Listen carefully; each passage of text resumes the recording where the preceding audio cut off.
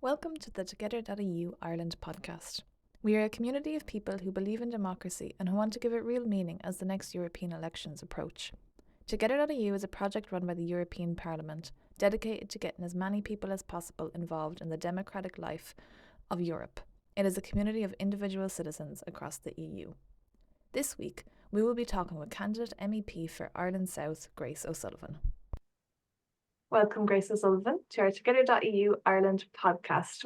You're delighted to have you on with us this evening. Hi, Hi, Grace. Deirdre, and hi, Danielle. So I suppose, Grace, you're just back from a plenary session in Strasbourg, your last one, and now you're gearing up to go to the European elections again. So I guess my first question is just, why do you want to go again? What is your kind of motivation for putting yourself forward again? So, look, I'm a long-time environmental activist. I went to sea with Greenpeace when I was just turning 21, working on environmental issues and campaigning, basically and simply that we would have, good quality air, good quality water, good quality soil in order to grow food, and that the conditions that we were living and we need to have to live healthy lives would be protected. So when I just a few years ago got into politics in 2016, I was elected to Shannon to the Irish Senate. And the first legislation I worked on was around microbeads pollution. I worked on legislation around the protection of the hedgerows in terms of supporting biodiversity, in terms of climate, in terms of nature corridors. So everything that I had done over the years in Greenpeace in places like Antarctica and Mediterranean Sea campaigning, like what I did as a politician was brought my life experience, also as a mother and a single parent of 3 girls, brought that into my operating life in politics. So that I suppose my objective is to keep politics real, to engage as much and as often as possible with constituents, but and beyond.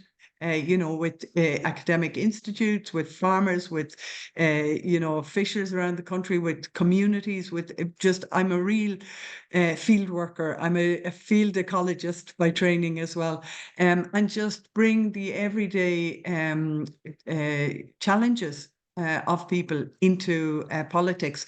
So I went into the European Parliament in 2019, first time elected member of the European Parliament for the Ireland South constituency.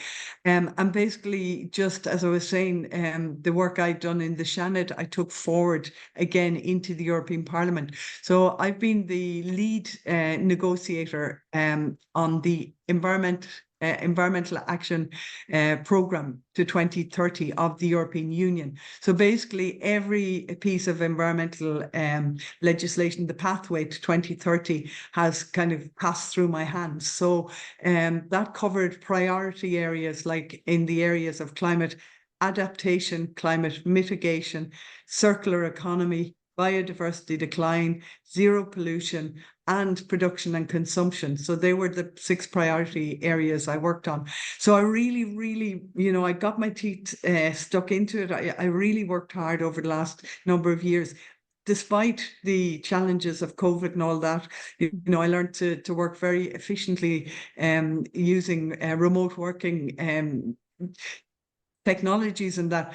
And I just feel that this program that I've worked on and the policy direction of the EU to 2030 it is far from over. Like now we need to implement the legislation that we got through the Parliament over the last 5 years, and we've got a lot of legislation through. So now I just want to make sure that we hammer it home essentially, and that's why I'm going forward, and I'm doing it with the support of my family, which for me is beautiful as a parent, that my own daughters are saying to me, Mum, don't give up, keep pushing, keep at it. And so it's nice to have their support as well. Lovely. I suppose, I guess from like the environmental perspective. I think recently a few other issues have kind of come to the forefront, I guess, you know, like at least in Ireland anyway, like the cost of living and immigration. Do you feel that we really need to bring the climate crisis back into people's lives? Because sort of well, at least I feel that everything is related to the environment anyway. We can't have anything if we don't have, if we can't live in the future. Yeah. Deirdre, look, I am so glad to hear you say that, because everything I do has a green environmental climate kind of connection. So for me, the issue of migration and immigration in Ireland, and the fact that it's to the fore, is partly because we're in a very unstable geopolitical situation at the moment, which in part has been as a result of people moving away from being displaced from their homes, not only from conflict, but also because where they're living due to droughts and almost impossible living conditions, people are looking to other areas where they might be able to survive almost, you know. So we knew already 20, 30 years ago that the belt around the equator, that the warming of the planet would make it almost inhabitable. And we're seeing that. We're seeing the migrations of species. So even here in Ireland, we're seeing fish type species, mackerel and that, moving their range, moving north. We're seeing bird populations moving their range, moving north. I studied the little egret, which is a white bird that we have all over Ireland now, and it came firstly to Ireland in the 1970s, and it's now colonized the country. And two, we humans are part of that whole, family of animals, and we too, because of certain conditions, will move our range, and that's what we're seeing. We're seeing, that populations are starting to move for different reasons, and that's why we need to take a long-term view to this and how we're going to manage it. And that's why, for me, being a member of the European Parliament over the last 5 years, and part of the European Union of 27 member states, some 450 million people, that we have the best opportunity to actually cooperate and collaborate together to make sure that we put together the right kind of legislation, the right kind of rules that will be fair and just to deal with the situation of migration. In terms of cost of living, again, why have we cost of living crisis? Partly because we have had shocks from countries where we've been relying on in the European Union in terms of importing gas from Russia.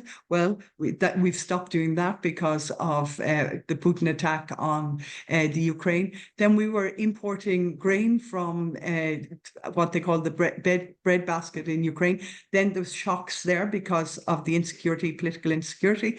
So for me, it's always been the same. We are living in an island nation. We have some of the best conditions for growing food. There's absolutely no doubt about it. Can we do better? Yes, we can.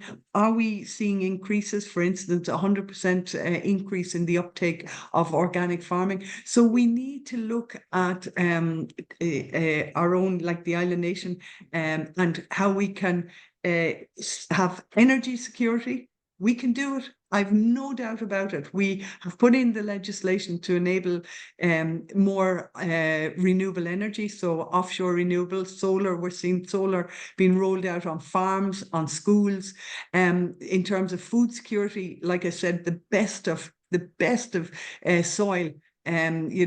Some really good conditions. I know we're struggling because of climate change. I know the potatoes aren't in the ground yet. I do recognize the challenges. And that's why I'm saying, look, that we need this long-term perspective. And that's why, as the lead negotiator on the Environmental Action Programme to 2030, that was looking at the long-term vision, making sure that we go for that security, so that we can avoid these these kind of unexpected shocks when it comes to food and energy. And then in terms of the just transition, that we do things like the Irish did a great thing when, it mightn't be that popular, but when it was the carbon tax was introduced, unusually it was ring fenced. So that monies would go into retrofitting of houses, social houses, so that people on low income would not be going through further energy poverty because of the cost of fuel. So the more we can retrofit, the more efficient we are in terms of energy in the home, the cozier the home, and also the less impact we're having in terms of greenhouse gas emissions from burning fossil fuels. So I think there's loads and loads of win-wins that we can do, great opportunity. But what we have to be really careful now is that we don't have this small, loud, negative voice who's trying to, once again, deny global warming is happening, trying to pull us back into a very conservative kind of right-wing direction. And that is really going to set us back on the progress that we are making. And, like if you talk to people who are living in energy efficient housing and in modern builds, because they're also using better materials, you speak to people, who are, who have solar on their homes, and I have people, and I live in a small neighborhood, and we're semi-detached, like 3 up, 2 down, and like there, people who put solar on the roof, and they're literally laughing at the savings. They're so happy to see that they're watching. They're much more in tune with their energy use, and they're recognizing that they actually can nearly go for, they can, if they're really careful, they can also nearly come to a point where they can break even, or in effect make money if they sell back to the grid.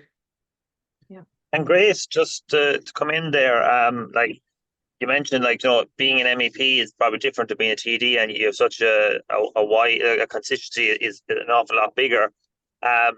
In your experience in the last 4 years, like, do you find, can you see people's perspective when they see MEPs and they're a bit further away than their TD of being able to reach out to and engage with their TDs, and being that bit step further away from the issues, as opposed to what the issues that the TDs deal with day to day from a voter's perspective?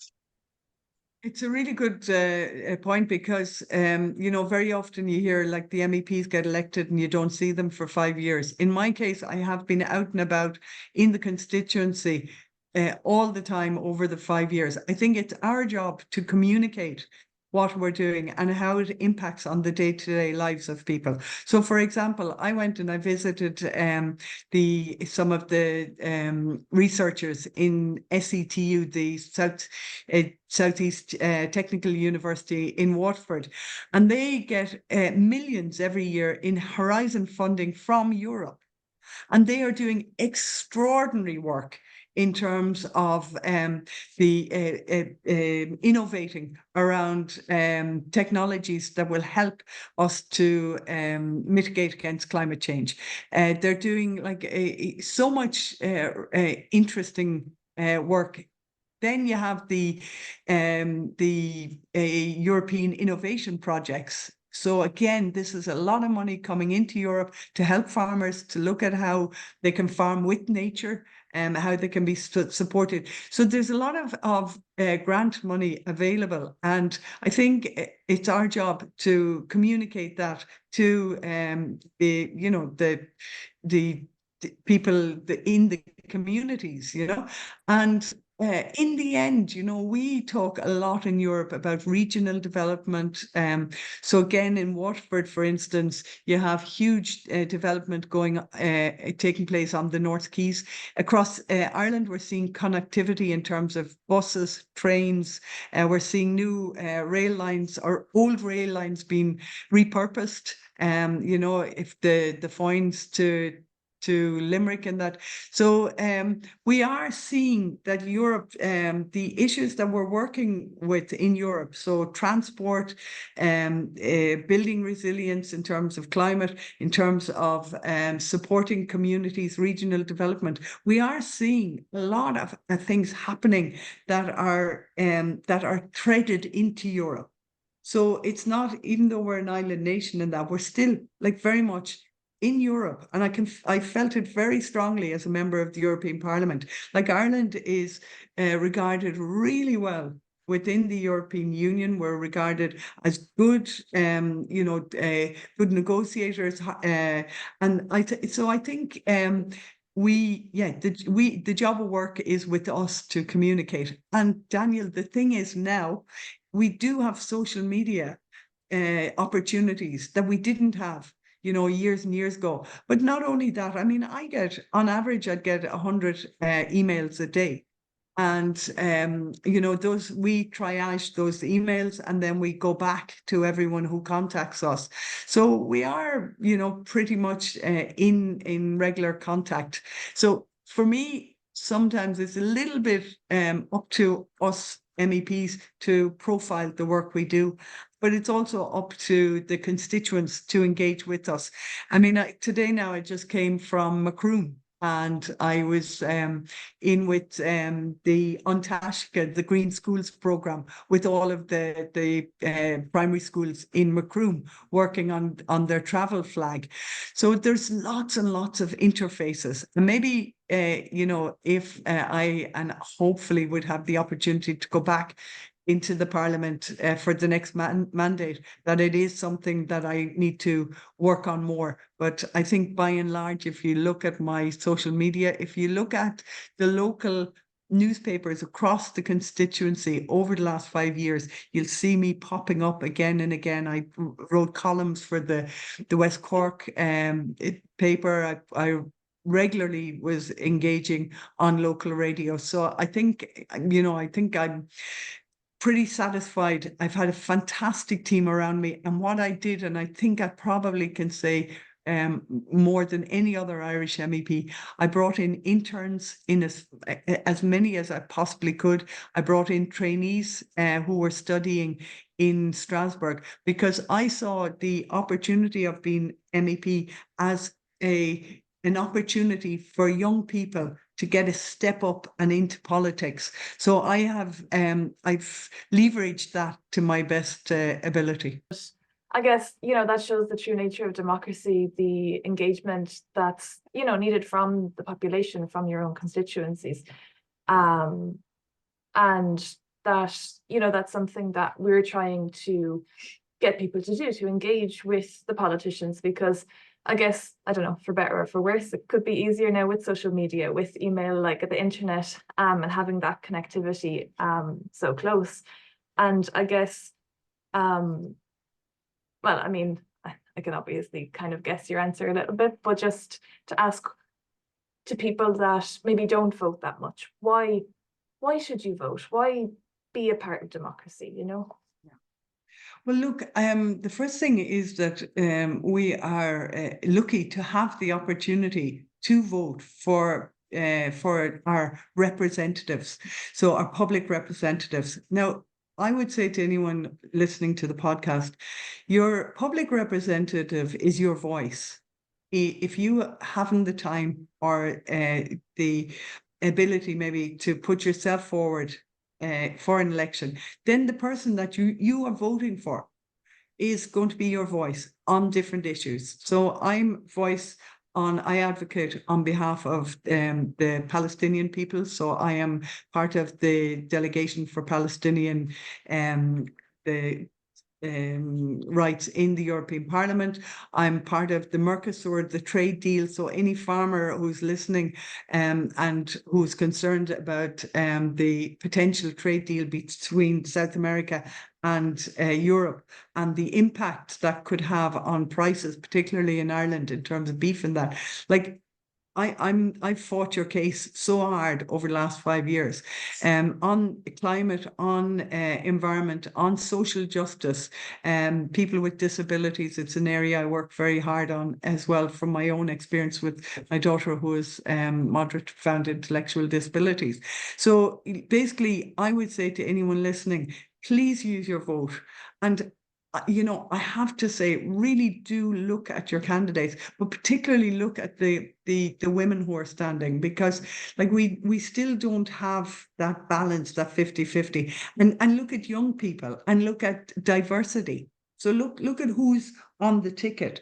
And then, if you're going to exercise your vote, look, okay, well, who would I want to represent me in this area, and who maybe in another, and see, and build confidence for yourself when you go in to vote, that you have some kind of an idea of the candidates that you're going to vote for. And just remember, in some countries, they don't have a chance, they don't have a right to vote. They live in dictatorships or autocratic states, and we have that opportunity. And European Union, like, I'm a really strong advocate and supporter of the union of 27 member states. I think it is fantastic when we sit down around the table and we're discussing issues that, particularly when they're kind of big issues like climate change and environmental issues, and we have to find a pathway or solutions, and we have to literally bang our heads together, hours and hours and hours and hours of discussions and negotiations and looking at technical details, all with the view to try to do the best thing by the people of Europe and across Europe. And so for me, it is like it's magic when we get to the end result where we're voting on the legislation. And we saw just very recently that the European Commission came out with, and the Council came out with their strategy for the next 5 years. And they are pushing back. They don't even mention climate. They don't even mention environment. So for me, more than ever, we need to have green champions at the table to really make sure that we keep those very important conditions that we need for our health, like the clean air, the clean water, good soil for growing. Like, if we don't keep those basic conditions in good operating order, it's going to continue to impact on the health and well-being of humans, and I don't want that. So that's why I feel I'm just going to push as hard as I can. 7th of June is looming large now. It's coming along. So we're here with my team. We've all got the sleeves rolled up, and we're just going to work as hard as we can to try to get me back in again, and then to keep on the journey that I've been on for the last 40 years now. Amazing. Thank you so much. And I suppose, yeah, thanks. So I was going to say the same thing. Thanks so much, Chris, for coming on. Like, it's brilliant having your insights. Yeah, and thanks so much for what you're doing. And I really do hope you can encourage people to come out and vote, and to just like do a little bit of research before they go into the ballot box, and do their best, because this is a big golden opportunity for people to use their vote. So yeah, get out on the 7th of June, 7 a.m. if you're an early bird. Get out there.